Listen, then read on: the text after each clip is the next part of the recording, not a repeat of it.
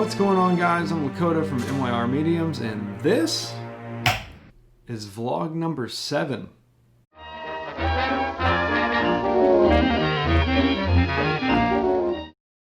A little over 2 years ago, my cousin and I uploaded a troll type video talking about haunted places and local legends that ended in a mediocre jump scare. This video is not like that. I'm just going to cut right to the chase. I used to live in a haunted house. I have no proof to offer to the skeptics out there who are watching, but I do have stories to entertain and creep out those of you who do believe in that sort of thing. I've always believed in the supernatural, but I've believed a little differently than most people. I didn't believe in haunted places, but I believe that people could be haunted. So yeah, I never really bought into, oh, there's this plot of land or this house that just attracts the supernatural. I believe that people's lifestyles and their mentality and their spiritual walk made them more prone to being haunted by malicious spirits and the such. After living in our old house, my views on that have slightly changed. So sit back and relax and let me tell you some ghost stories. To start things off, we moved into our first house. In the beginning, it was me, Jess, Gage, and my daughter Cordelia was on the way. A few months after moving in, and just a couple weeks before Cordy was born, we had our first experience. I had just put Gage to bed, and up until this night, he had never had a problem sleeping in the dark. But he was in pull-ups at the time, and he was in that weird transitional stage where he's like just learning to get out of bed and go to the bathroom in the middle of the night if he needs to go. So what I would do is I would leave the door open a crack so that just enough light could come in so that he could, if he got up, he could find his way to the bathroom. I said my good nights to him, and I went to close the door, and he was like, "No, stop! Leave the door open."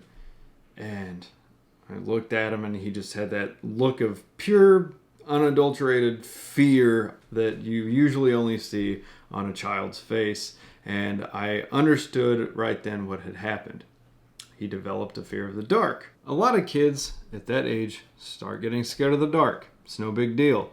I went over and sat on his bed and got ready to give him the old, "there's no reason to be scared of the dark" talk. And I asked him, "Why do you want me to leave your door open wider?" To which he replies, "Because of the fingers on the door." And he does this little wrap around thing and starts mimicking fingers tapping on the door. To which I reply, "Dog, yeah, that's fine. I'll leave the door open wider. You want me to leave the bedroom light on too?" I mean, what kind of answer is that? I was expecting him to say he was afraid of the monster in his closet. Nothing so specific and with actual demonstrations and that's terrifying. So I started leaving his bedroom door open a little bit wider so more light could spill into the room. A little while after my daughter was born, things started picking up just a little bit more. Nothing so super haunted house horror movie-esque, but little things. One thing in particular that always sticks out in my mind is the walking in the hallway.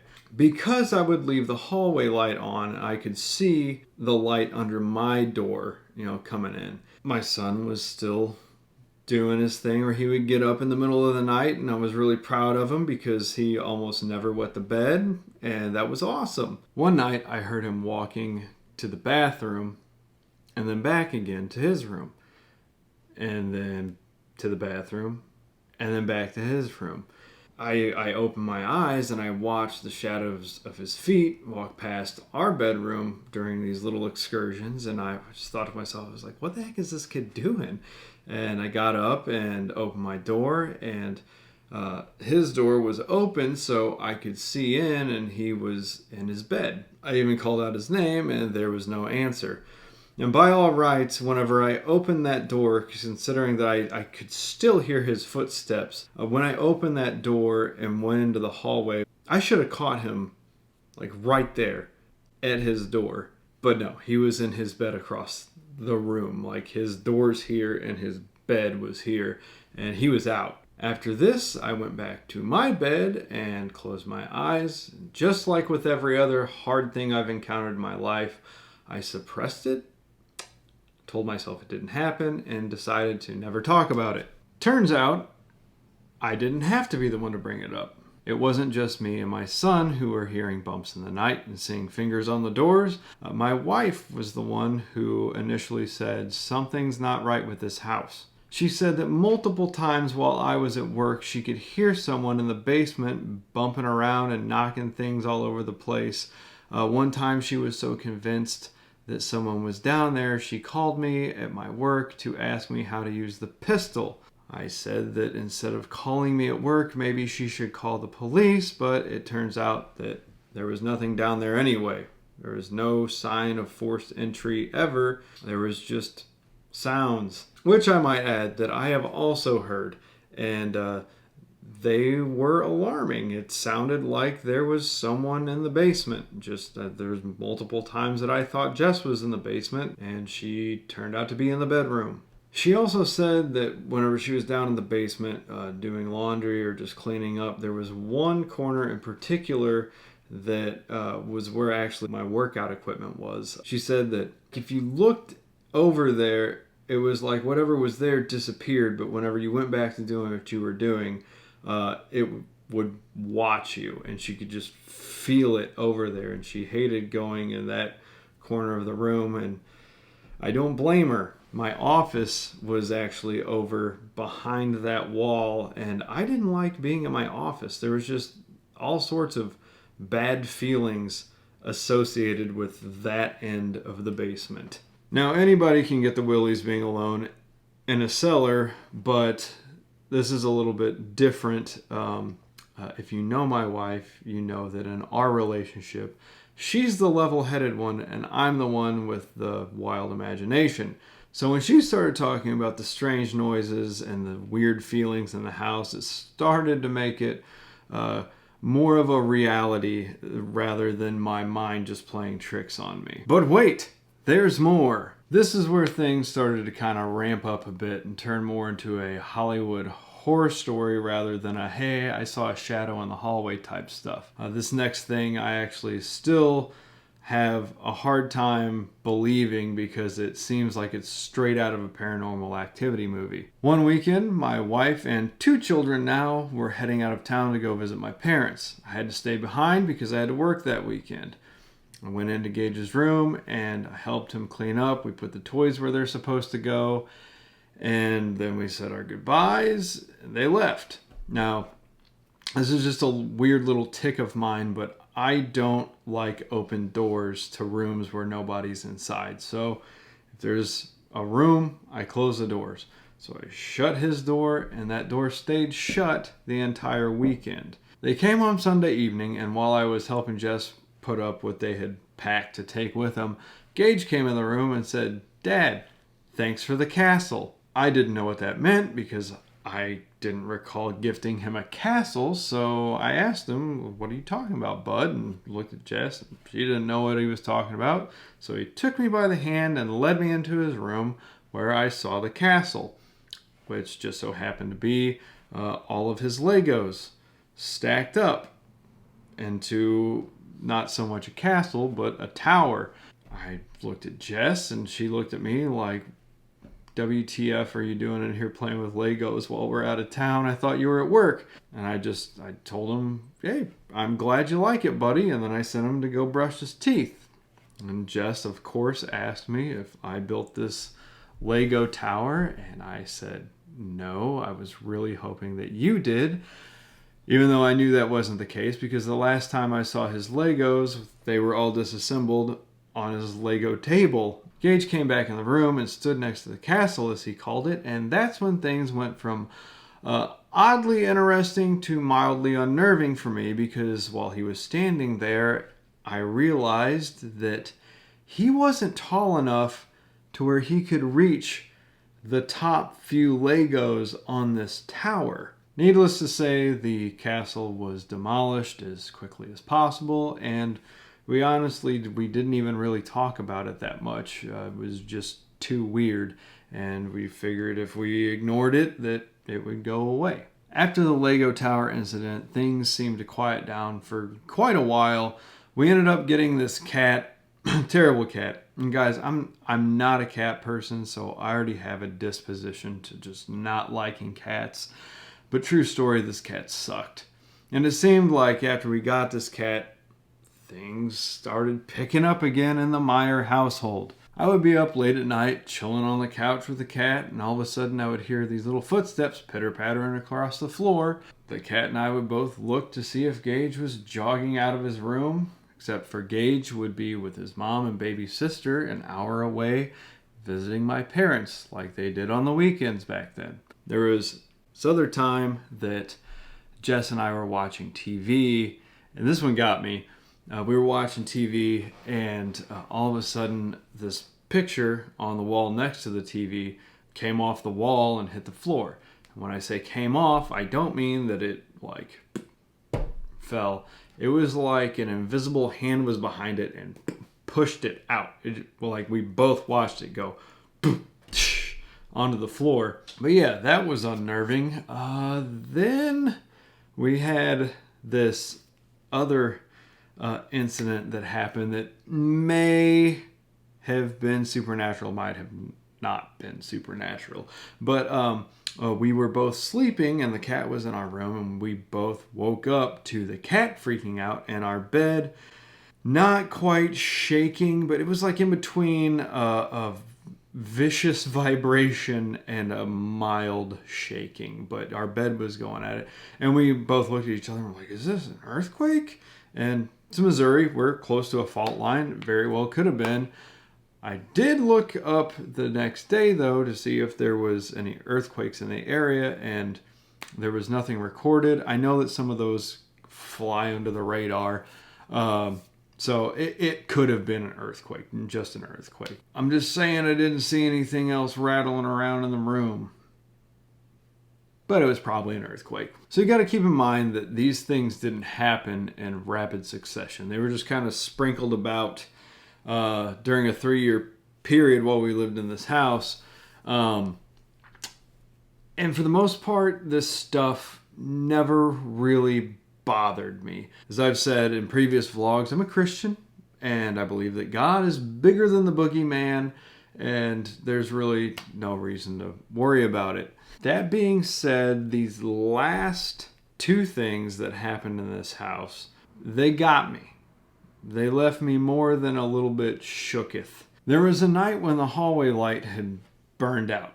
I was up late playing video games, probably Battlefield 4. I assumed that I had just got done running a sniping train on some poor team that never saw me coming. And after my victory, I shut off the console, stood up, and I made a mental map of the room, because once I turned off the light behind me, I was going to be blind till I got to the hallway where I could feel my way to the bedroom. I stood up, made my mental map, turned off the light, and then I started across the room. I got halfway to the hallway. Something brushed past me, about rib cage height. Do you ever take one of those air Zookas and like poof, do that? Imagine someone hitting you with one of those at like point blank range, but all over the side of your body all at once, and that didn't make a sound. I naturally assumed that my son had just grown an extra foot since I had put him to bed, and he had walked past me. That's what I was hoping for. I went to the light, turned it back on, and surprise, nothing. Yeah, I was terrified. I made it, I just left the light on and went to my room. And I even did that thing we used to do when we were kids where we would like kind of jump into bed so your feet didn't get too close to the bottom, just in case something tried to reach out and drag you under. I had a hard time sleeping that night. Although the most terrifying thing that happened in the house was something that my daughter said to me, Cordelia. As a toddler, Cordelia was in a crib at the time, and I had just put her down to go to bed. She was laying down, and I said goodnight. I went to the door, and I turned off the light. She immediately sprang up in her bed and screamed no. I was kind of surprised because just like with Gage, there was never a problem with the dark before this. And she was a toddler. Like, she could speak well for her age, but still it was toddler talk. So I asked her, I was like, what's wrong? And she says, no light, no light. Which in toddler speak, she was telling me, don't turn the light off. So I went to her crib and I was comforting her and trying to explain that there's no reason to be afraid of the dark and all that. And she wasn't having it. So I just asked her, like, what are you scared of? To which she said, and I remember it clear as day, man with fingers, they long. He's scary man. No bullcrap. Only my crap, which I very nearly filled my pants with. That's horrifying. Keep in mind also that 2.5 years has passed since my son has brought up the fingers wrapping around his door. It's a long time for a kid that age, and honestly, he never brought it up. It engages a kid that talks about everything with us.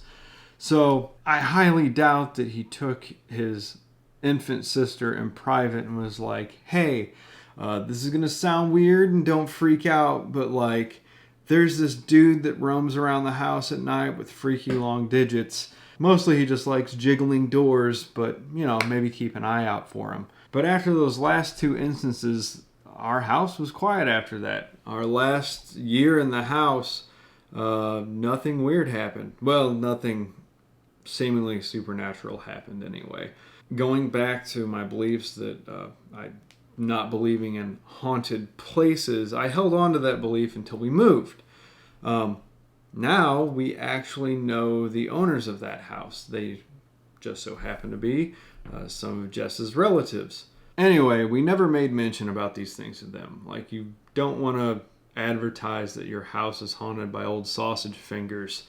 It does not do anything for your resale value in the state of Missouri. But shortly after moving in, Jess's cousin had asked us if anything strange had ever happened in the house while we were living there, because he says that something is definitely not right with the house. And even his mom has admitted, and she's a very non-superstitious person, she's even said that something's up with that house. There's one thing in particular that she backed Jess's cousin up on, was that they had a sword mounted on the wall in the basement, and they heard a clang, and they both went downstairs, and the sword was 3 feet away from the wall laying on the floor. So, very interesting indeed. Maybe there is such a thing as haunted places. I do still believe that people's spiritual walk and their mindset and their lifestyle does play into that stuff. But, it was a fascinating experience that I never want to relive. Well, that's all for me, guys. I hope you enjoyed the video. And if you've ever lived somewhere or been somewhere that you believe is haunted, let me know in the comments. I'm always down for a creepy story. Have a wonderful day, and God bless. I will see you next time. Look at that. I can do that with my finger.